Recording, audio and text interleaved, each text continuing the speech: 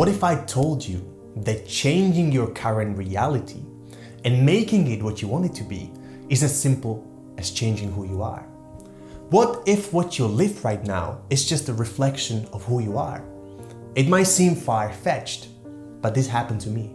I changed who I was, and my reality changed with it. Welcome guys, Mike is here, and this is GameStop Reality Channel, where I'm excited to share with you everything that I have learned about manifestation, law of attraction, self-development principles, and how it all helped me to influence my reality to my will. So without further ado, let's begin. You know, on my self-development journey, I often heard this phrase, that I am the creator of my reality, and I should take charge and control over my reality to experience what I want. And to be fair, this statement is very true, but I didn't know how to practically work on it until I realized that there is a different word I can use for word reality. Can you guess what is the other word we can use for word reality? What's the synonym? The synonym for word reality is identity. I would know it sounds a little bit intriguing and a little bit confusing at the moment, but hold on a second and let me explain this. Joe Dispenza said that your personality creates your personal reality. I don't see the world as it is, but as I am. Reality and identity are one and the same thing. I'm going to use an analogy to explain this a little bit better. Let's look at the movie projector and how it works. So essentially, there is a light projector, then there is a film, and then there is a screen on which we watch the movie. Now, imagine that you are watching a movie and after some time, you get bored of this movie and you want to change it for a richer, funnier, more engaging movie. What do? Do you go to the shop, buy a new screen, or do you just take the movie out and change it for a different one? Of course, you would just take the film out and swap it for a different one, but the screen and the movie projector, they would remain the same. Nonetheless, the movie, the script, the plot, the actors, and the whole story would be entirely different. Now, let's bring it all together. The movie represents your identity, your self-image, and everything that you believe to be true about yourself. It's your innermost beliefs about you. The screen represents your life experience, the situations you get into, the people in your life, how they are with you, and the circumstances and conditions that you are currently in. And the light represents consciousness. The other word we can use for consciousness is awareness. And because we are aware of this current movie, of this current identity, of our innermost conviction, this is what we experience on the screen that we call life. To find out what is your current identity, we don't really have to look far. We simply need to look at what we are experiencing in our life right now. Life is a perfect mirror of who we are. Think about some of the beliefs that you hold about yourself and the world around you, and you will soon realize that those beliefs are perfectly reflected in your life experience. For example, I used to believe that it's easy to make a lot of money, but it's hard and almost impossible for me, that there is something wrong with me. And that's what I was experiencing. Everywhere I went, everyone around me, I could see people doing great in their business, bringing awesome amounts of money in each month. But for me, no matter how hard I tried, nothing was working, nothing was happening. We don't experience the world as it is, but as we are. And so I realized that to change my reality, I needed to change myself first. I needed to change my identity. Hence, identity and reality are synonyms. So I want to share with you my experience with identity shifting and becoming my new me. And at the very end of this video, I want to share with you the biggest challenge that took me so long to figure out and how to go about it. And it's still something that challenges me to this day. So make sure that you stick till the very end of this video to know how to go about it and how to approach this challenge. When it comes to identity shifting, there are essentially three main things that really matter. And I'll then give you the exact order in which you can work on them that really worked for me to finally crack the code. First of all, to change our reality or to change our identity, we need to be clear on what is it that we want to actually experience. My biggest challenge was that I was always trying to run away from the life I was currently living.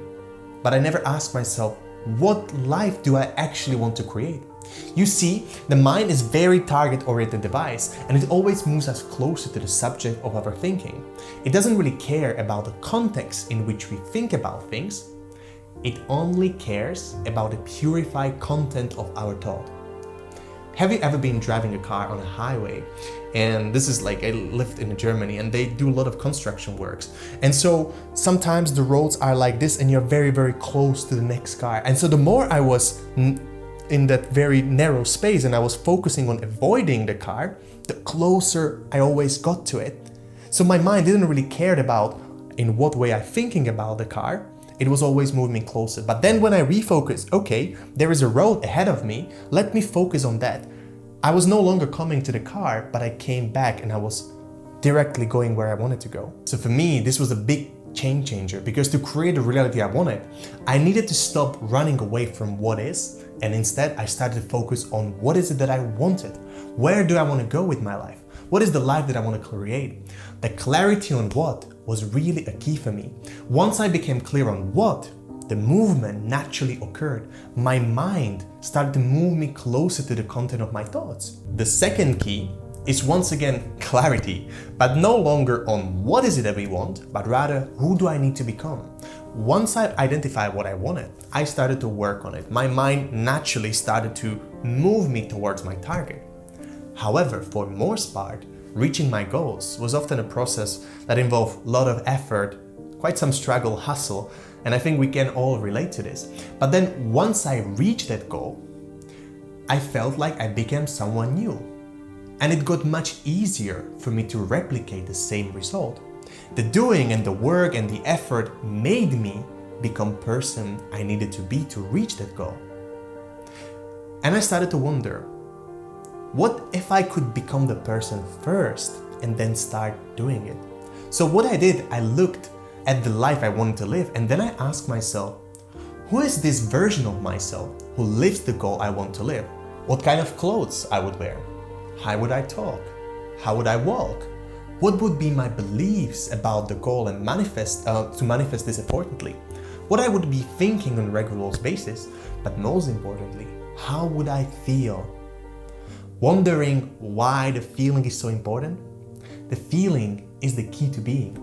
Everything that we experience in this world feels a certain way, right? I say this in every video because it took me so long to understand it. Being rich, being healthy, being in love, being genius, all of these states feel a certain way.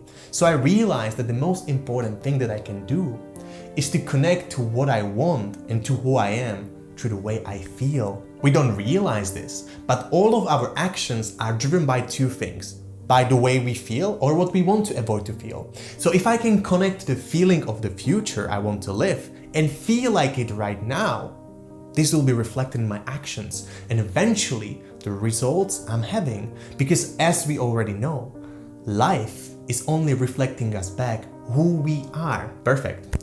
So for now we know that we need to become clear on what is the life that we want to live instead of trying to run away from what is right now. The next step is figuring out the details of who we need to become to live the goal and then imitating it as best as we can, faking it till we make it, because faking it till we make it does really work. But most importantly, we need to connect to what we want emotionally, feel like the future has already happened. And here comes the most important key. The most important key in this equation is being in control of your internal world. I became aware of these first two keys quite quickly in my journey. However, I had such a hard time on focusing on the embody of my ideal self because I didn't know how to work with my inner world. Everything I mentioned to you before, I understood this information by my mind. I understood by the intellect, but I had such a hard time doing it and putting it in practice. I wanted to become this new version of myself that lived my vision, but my emotions were still attached to the present moment, to the current reality. And so I imagined myself being the person I wanted to be, but it all felt like one big lie. I had such a resistance to what I wanted because emotionally, I was still identified with what is right now. I was still resisting to the present moment while trying to create something new. And this is very, very important thing to realize.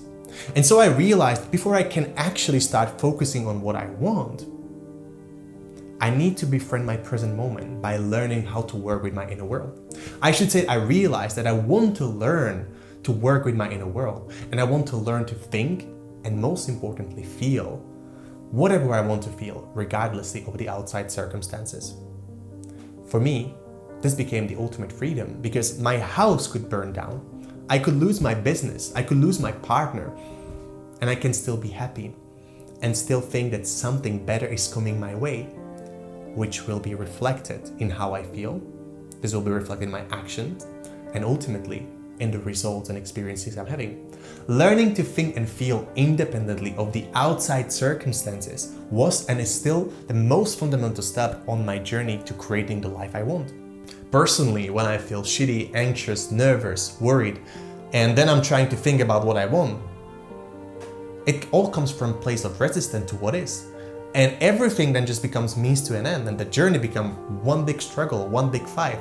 But most importantly, when I feel shitty, my identity corresponds with my current reality. The screen that I call life determines who I'm being, and it's not the other way around. It's my screen determining my identity and not my identity my screen. You see what I mean? And so I started to work with my inner world, and I started to train my thoughts and my attention. And my feelings are the best indicator of how well I'm doing with that. If I'm feeling good, it means that my thinking is to the point. Think about it. Whenever we feel doubt, fears, worry, anger, or any other negative emotions, it means that our thoughts led us astray. We are thinking crappy thoughts. We are thinking about things from the wrong perspective, and our emotions respond to that. They indicate us that our thoughts led us astray. Emotions are like a guiding system telling us whether the thoughts we are thinking are good thoughts for us. To give you an example, if you would put your hand on a burning stove, it hurts. You feel pain, and the pain tells you that what you're doing right now is not the right thing for you. Take the hand off the burning stove, and emotions literally work the same way. Now, the challenge that I encountered on my journey was me thinking that all of this is a jump. I thought that I would be able to become the person I want from one day to another, which is really just not the case. Don't get me wrong, it's possible, but my beliefs about it were not there. So I had to realize that this is actually not a jump, but a process in which every day I'm becoming more and more my ideal version of myself. And unless I recognize this, I will always be tempted to fall back to my old patterns. I decided that all that matters is to become 1% more of my ideal self every single day. But it doesn't end here. I also decided that I'm going to acknowledge this and ground this in me with some physical proof, some evidence. So what I did, and I still do every single day to this day, I write down all the proof in which I can see that I'm becoming this new version of myself. So for example, I say things like, today I did this work, I worked out, I ate healthier, and so on. And the more I do this, the more I work my attention, and the more I acknowledge these wins, the more I believe that I'm actually becoming that person. And I'm bridging the gap in my beliefs, and I'm more and more convinced that I'm this new person, which means that it just must show in life, because life showed me back who I am. This was really big game changer for me. All I needed to do is become 1% more of the person I want to be each day.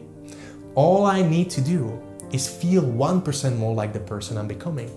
All I need to do is to act 1% more like the person I'm becoming. And all I need to do is to think 1% more like the person I want to be.